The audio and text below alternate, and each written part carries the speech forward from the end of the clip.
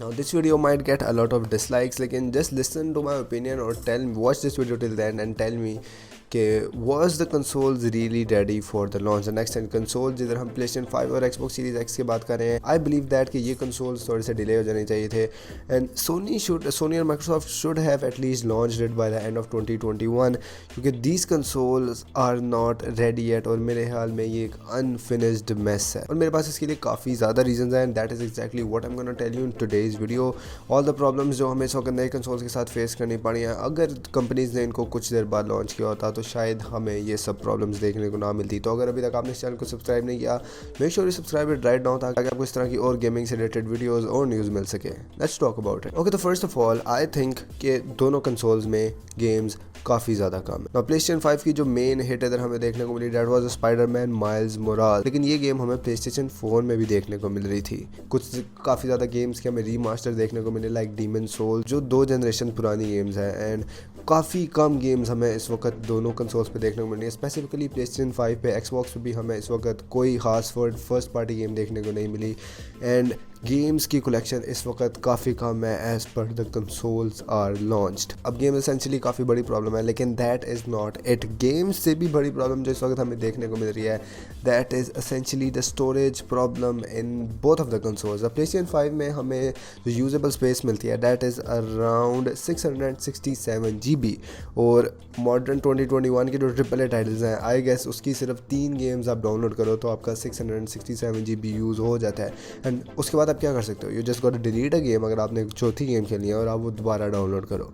And if you want that game back, जो तीसरी game थी, आपको चौथी गेम डिलीट करके दोबारा तीसरी में पड़ेगा.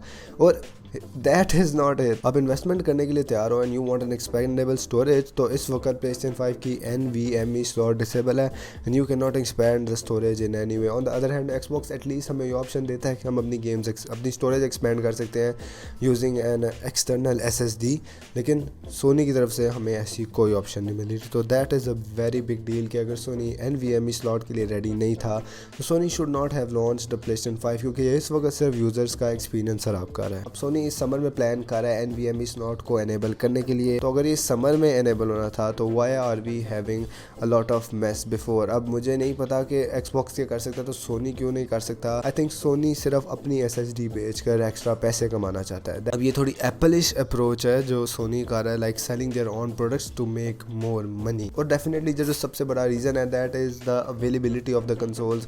अभी Xbox की तो फिर थोड़ी बेहतर हो गई है, लेकिन PlayStation 5 is going out like crazy. हमें PlayStation 5 अगर अभी भी आपको कहीं चाहिए तो you can not get it on the real price. आपको किसी रीसेलर से सिर्फ ब्लैक में मिल सकता है. और ये काफ़ी ज़्यादा इशू हो रहे हैं लेटिंग द चिपसेट्स, जिधर सोनी को पार्ट्स नहीं मिल रहे PlayStation 5 को इनफ प्रोड्यूस करने के लिए. That is the only reason कि सोनी इस वक्त इसको मैस प्रोडक्शन पर प्रोड्यूस नहीं कर रहा और हमें अवेलेबिलिटी के काफ़ी ज़्यादा इश्यूज़ देखने पड़ रहे हैं. और ये इश्यूज़ पीपल आर बिलीविंग के 2021 से पहले नहीं ख़त्म होने वाले और स्कैल्पर्स PlayStation 5 को ख़रीदते रहेंगे बाय द एंड ऑफ 2021 और हमें PlayStation 5 मार्केट में इतनी इजीली शेल्फ्स पे नहीं पड़ा मिलेगा bye the end of 2021. Other issue जो हमें रिसेंटली देखने को मिला that was the controller issue in the PlayStation 5, जो आई डोंट थिंक इसको सोनी कैसे हल करता है, लेकिन आई थिंक अगर इतने इशूज़ होने थे इन द न्यू कंट्रोलर, जो बेसिकली एनालॉग ड्रिफ्टिंग का इशू था, इफ़ यू डोंट नो, अगर इतने इशूज़ होने थे कंट्रोलर में तो आई थिंक Xbox का कंट्रोलर उस लिहाज से काफ़ी ज़्यादा बेहतर है. They did not include the extra features, haptic feedback जैसे नए फीचर उन्होंने नहीं डाले,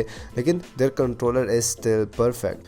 सी इस वक्त जो हमें सारी नई गेम्स देखने को मिल रही है that are basically the upgrade of their older version. मेरे ख्याल में ये सिर्फ ऐसे है कि जैसे मेरे पास ये एक PC है, मैं सिर्फ इसका ग्राफिक कार्ड अपग्रेड कर दूँ तो मुझे सिर्फ परफॉर्मेंस बूस्ट मिलेगी. I don't have essentially a new generation. तो व्हाट्स द पॉइंट ऑफ कि PlayStation 5 एक नई जनरेशन है और PlayStation 4 पिछली जनरेशन है and we do not have enough games, we do not have enough storage, we do not have a perfect control. And the best part कि हमें PlayStation 5 की अवेलेबिलिटी बिल्कुल नहीं मिल रही.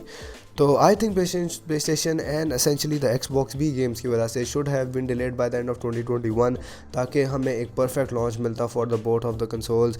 Late me know what do you think about this in the comment section down below. See you, that's basically it for today's video. Hope you guys enjoyed it.